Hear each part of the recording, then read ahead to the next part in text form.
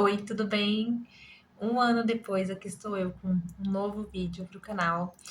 Muita coisa aconteceu de um ano para cá, muita experiência, atendi muitas mulheres, acompanhei a gestação e o parto de várias famílias e estou aqui trazendo mais conteúdos para vocês, com mais experiência, com mais vivência na doulagem. E hoje eu estou trazendo um assunto aqui que eu considero muito importante, que mesmo que a gente se prepare para um parto normal, né, que a gente esteja se preparando para essa via de parto que tende a ser mais saudável para a grande maioria das mulheres e dos bebês, é, por volta de 15% das mulheres vão precisar de uma cesariana e ela pode ser tanto eletiva em casos bem raros, né? Eletiva é uma cesariana que a gestante não pode entrar em trabalho de parto antes da cesariana acontecer, por trazer riscos para a mãe e para o bebê. Lembrando que são casos raros, e se vocês quiserem, eu faço um vídeo explicando esses casos raros, que geralmente está associado aí a malformação placentária, coisas realmente bem complexas, né? E a grande maioria delas podem acontecer em intraparto. Então, intraparto é ou quando a gestante entra em trabalho de parto ou durante o trabalho de parto, né? Então, os planos eram para um parto normal e de repente alguma coisa acontece ali durante o trabalho de parto que a cesariana se torna necessária naquele momento, tá? Então, eu acho muito importante, eu percebo que é importante falar disso com as minhas doulandas, inclusive esse vídeo vai ser uma recomendação para as minhas doulandas, né, para que elas assistam. É muito importante a gente entender como que é uma cesariana, né, para a gente não ser pega de surpresa, para a gente entender um pouco de como ela é feita, do que esperar dela, quanto tempo ela demora, como que as coisas acontecem. Então, eu acho que ter essa visão de como é feita uma cesariana ajuda a gente a lidar melhor, principalmente quando a gente tem os planos de ter um parto normal e acaba precisando de uma cesariana, né? Que já gera aquela frustração, aquele medo, aquela incerteza do que vai acontecer, né?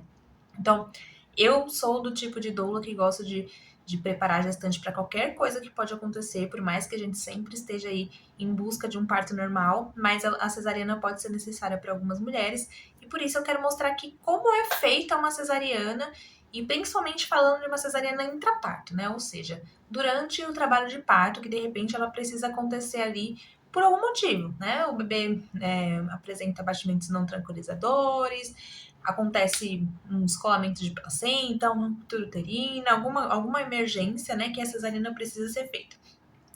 Inicialmente é importante dizer que essa cesariana é,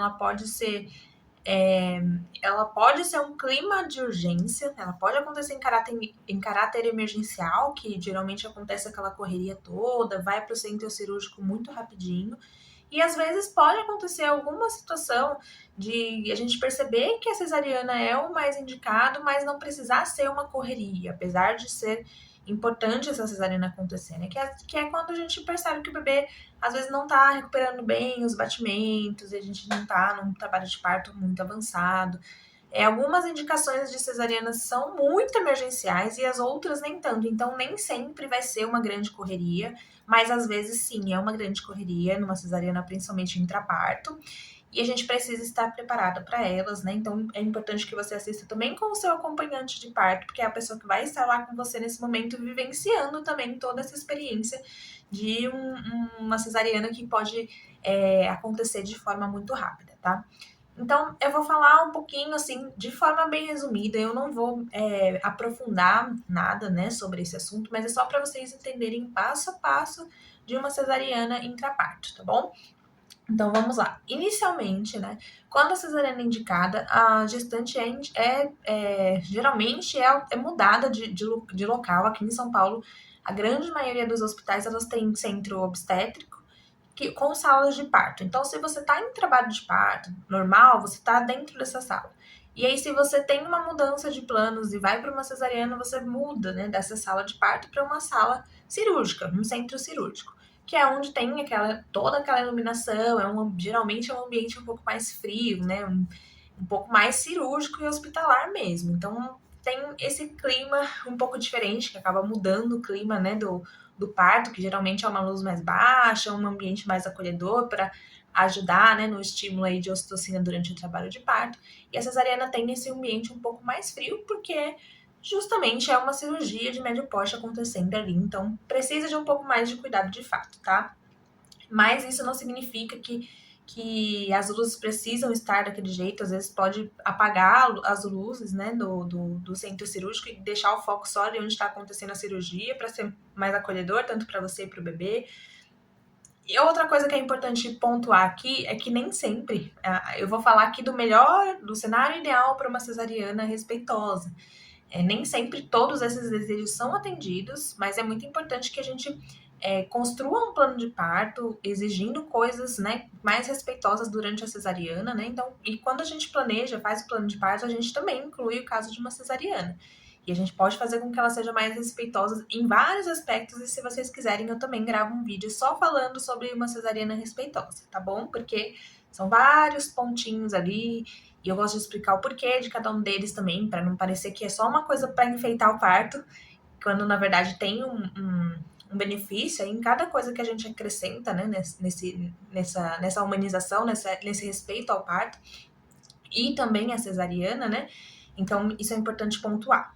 Mas vamos lá, né? Então, geralmente tem essa mudança de sala, né? Então, você vai, geralmente, de maca aí para o centro cirúrgico. Se você não tiver com uma roupa hospitalar, geralmente colocam, né, um avental hospitalar.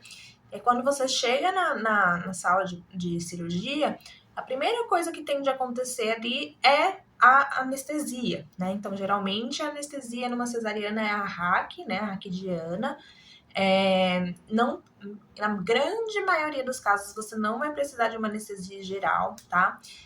Ela é necessária apenas em casos de muita urgência, né? Que não dá para esperar o efeito da RAC, enfim. Ou quando tem alguma coisa que faz com que a mulher não possa tomar essa anestesia raquidiana, tá? E aí é feita, então, a anestesia geral. Mas a gente viu aí casos, né, de mulheres sendo sedadas sem necessidade. E isso, é muito importante dizer que a necessidade de sedação são em casos raros, tá? Eu já vi, inclusive, emergência obstétrica em que a mulher não fica sedada, né? Casos realmente graves em que a mulher não precisou ficar sedada para que a cesariana acontecesse, tá? Justamente porque torna tudo muito mais traumático, né? Você não vai ver o seu bebê quando nascer, então, por mais que às vezes o bebê precise de atendimento, a gente tem o direito a ver o bebê, a entender tudo o que está acontecendo, ajuda muito a processar melhor as coisas depois, né? E a gente traz muitas coisas ruins lá para frente quando a gente passa por uma sedação, principalmente desnecessária, né? Mas vamos lá. Então, o primeiro ponto é essa anestesia, né? Então, essa raquidiana é feita nas costas. Geralmente, o anestesista vai solicitar que você faça uma posição mais assim, curvada da coluna, né? Então, você vai ficar um pouquinho mais assim. Vou deixar uma foto aqui. Eu tô deixando esse espaço para colocar umas fotos, tá? Vou deixar uma foto aqui de como é. Para que justamente quando você faz assim, como a anestesia ela é feita aqui, entre os ossinhos da coluna, aqui da parte baixa da coluna, né? Quando você faz assim, você deixa mais espaço para que o anestesista consiga encontrar o melhor local para aplicar essa anestesia. Então, por isso que você fica assim nessa posição mais curvadinha. As suas pernas também ficam pernas de índiozinho, assim, como se fosse uma perna de meditação, porque também ajuda nesse posicionamento. E é muito importante que dentro do possível, no máximo possível, você tente não se mexer, né? Porque a anestesia é um procedimento delicado, então não pode ficar se mexendo nesse procedimento, né? Você pode abraçar alguém ali na sua frente, né?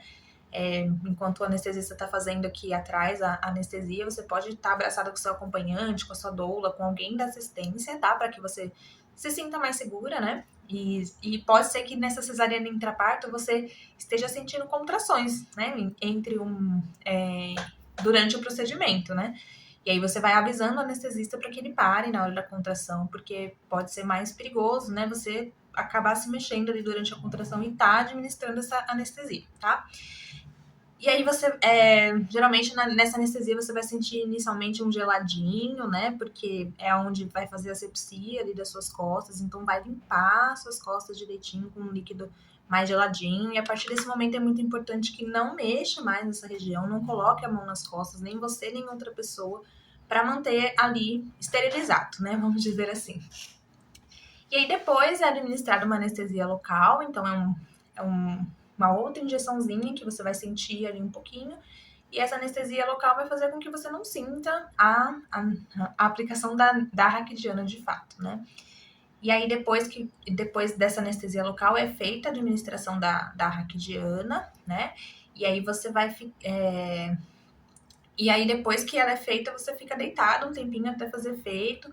Geralmente você começa a sentir um formigamento, uma mudança na temperatura. É uma sensação estranha a gente não conseguir movimentar a nossa perna, assim, ficar um pouco mais imobilizado, sem controlar um pouco os nossos movimentos, mas são reações comuns, assim, da anestesia, tá?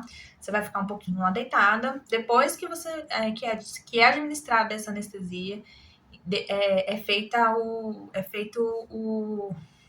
Ai, gente, pera que eu vou lembrar. A sonda, a sonda para você fazer xixi durante a cirurgia, né? Porque você não vai estar sentindo. Se você sentir vontade de fazer xixi, você vai fazer, né? Então é inserido uma sonda, né, na sua uretra, fica uma bolsinha ali de xixi do lado, você nem vê, tá? Mas essas coisas acontecem. Então você vai sentir, né, que as enfermeiras geralmente fazem a asepsia ali na região da sua vulva, então vão limpar direitinho e depois vão fazer a administração ali da sonda para ficar ali coletando o xixi durante a cirurgia, mas você já não vai estar sentindo esse procedimento porque você já vai estar anestesiada, tá bom? Depois disso, geralmente o anestesista vai ficar ao seu lado o tempo todo, é ele que vai ficar ali monitorando os seus sinais vitais, né? Você vai perceber que você vai estar sendo monitorada, pressão, batimentos, tudo direitinho. Ele que geralmente faz esse monitoramento, que administra os medicamentos ali no sorinho que geralmente fica do seu lado. E aí, geralmente, ele faz um teste assim de sensibilidade, de colocar um líquido gelado, alguma coisa assim, para entender se essa anestesia já fez efeito para iniciar a cirurgia, tá? Lembrando que, às vezes, essas coisas podem ser muito tranquilas, assim, bem explicadas, né? Bem tranquilinhas. E, às vezes, se for uma cesariana de emergência, tudo isso pode acontecer de forma muito rápida, tá? E muito ágil, né? Não que as pessoas não precisem te respeitar nesse momento, te explicar as coisas, mas, às vezes, tudo isso acontece de forma muito rápida, tá bom? Porque quanto mais é urgente a cesariana, mais rápido ela precisa acontecer, tá? Para garantir que você e o bebê vão ficar bem. E aí, beleza. Depois que é administrada, geralmente vem 2 médicos, pode ser que eles conversem, o ideal, né, é que eles conversem com você, expliquem o procedimento, quem vai fazer o quê. E aí se inicia esse procedimento, né, depois que você é anestesiada, que fazem os testes, eles colocam aquele campo cirúrgico, né, tampam, assim, né, a sua visão. E aí você vai perceber que várias coisas na sala tem um campo, assim, azul, estão em cima de um campo azul. Tudo que é azul ali não pode ser tocado, né, nem pelo seu acompanhante, nem pela doula, nem por você, porque são campos estéreis, né, então a gente não pode ultrapassar esses campos azuis, tá? Então é muito importante que o acompanhante também saiba disso, né, e geralmente as doulas sabem. E aí a cirurgia vai começar, né? Então fica um médico de um lado, outro médico do outro, se inicia o procedimento e às vezes você vai ouvir uns barulhinhos assim, tipo de uma maquininha de dentista, mas bem mais baixinha, bem mais tranquila, assim, que às vezes é o bisturi elétrico agindo. Você pode sentir um cheiro, né? Um cheiro característico da pele sendo cortada ali, dos tecidos sendo cortados. Quando eu estou atendendo uma cesariana, geralmente eu coloco um óleo essencial, alguma coisa para gestante cheirar e não ficar sentindo aquele cheiro de cirurgia, né? Porque às vezes pode trazer uma lembrança, isso ruim depois para a gestante, né? Então eu gosto de colocar outro aroma ali para ela. Você pode estar com o celular tocando alguma música que você queira ali do seu lado, tá? Isso pode acontecer. Você tá com o seu acompanhante do seu lado, o ideal é que esteja, tá? Mesmo na cesariana, o acompanhante pode ficar do seu lado. E isso é uma lei, né? É garantido por lei, então você pode brigar por esse direito, né? E aí a cirurgia vai acontecendo, geralmente ela acontece rápida, 5 ou 10 minutos para acontecer, dependendo de como tá o bebê, né? Como que o bebê tá na barriga. E aí vai passando o tempo, você vai sentir as coisas que estão acontecendo, você não vai sentir a dor, mas você sente, né, um pouco de manipulação ali na sua barriga, né? O ideal é que você sempre mantenha calma, respire bastante nesse momento, tá bom? E, e aí, em algum momento, você vai começar a ouvir um barulhinho de aspiração mesmo, um barulhinho que às vezes assusta, assim, tipo, de sugar, né? Geralmente é quando a equipe tá sugando o sangue, do excesso de sangue ali, pra já extrair o bebê. Então, geralmente, quando vem esse barulho de sucção, é quando o bebê tá muito perto de nascer, né? E aí você vai começar a perceber que a equipe às vezes faz uma pressão fúngica, assim, né? Que precisa ser sutil, né? Mas ela é necessária porque na cesariana não é diferente de um trabalho de parto que tem as contrações expulsando o bebê, né? Então a gente precisa fazer isso de forma manual e às vezes instrumental também, tá? Às vezes tem alguns instrumentos que são utilizados ali para extrair o bebê, né? Mesmo na cesariana.